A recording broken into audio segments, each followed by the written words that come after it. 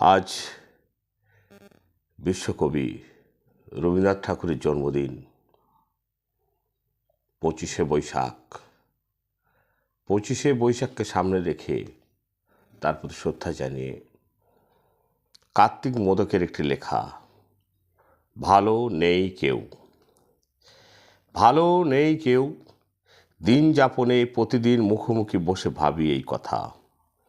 চারিদিকে মিথ্যাচার, গোপন সহবাসে, অন্তরঙ্গ বাতাসে, শহরে ও গ্রামে মানুষের দুঃখ গভীর অনুভবে ঝড় ওঠে। ভালো নেই কেউ। ছায়ার আড়ালে 20 শতকের গালিচায় মেঘ হাসে। বেঁচে থাকা ভূমণ্ডলে বৃষ্টি সুতো, একই সুতোয় ঘড়ির লাটাই টেনে যত কাছে আসি তত দূরে দূরে যায় স্বজন বান্ধবীরা। ভালো নেই কেউ।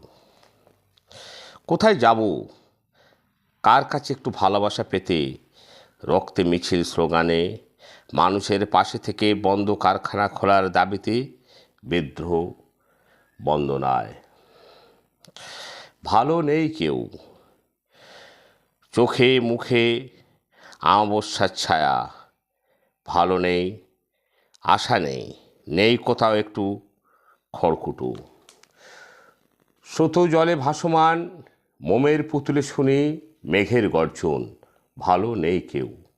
চারিদিকে অস্থির সাপদের উল্লসিত গৃধুর চিৎকারে ভেতর ঘরের দরজা কপাট দিয়ে রাখি শত্রুর মোকাবিলায়। চুপটি করে বিলাসিতায় ভ্রুকুঞ্চনে বাঁচার তাগিদে সব অপরাধ থেকে ভালো নেই কেউ।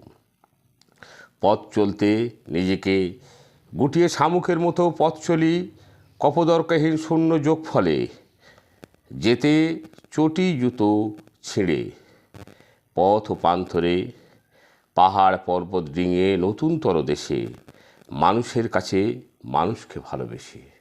ভালো নেই কেউ। আছে গালভরা হাসি, প্রতিশ্রুতি, শুধু বেঁচে থাকো বলে আজও আমরা বেঁচে আছি তোমাদের কাছে। ভালো নেই কেউ। নমস্কার।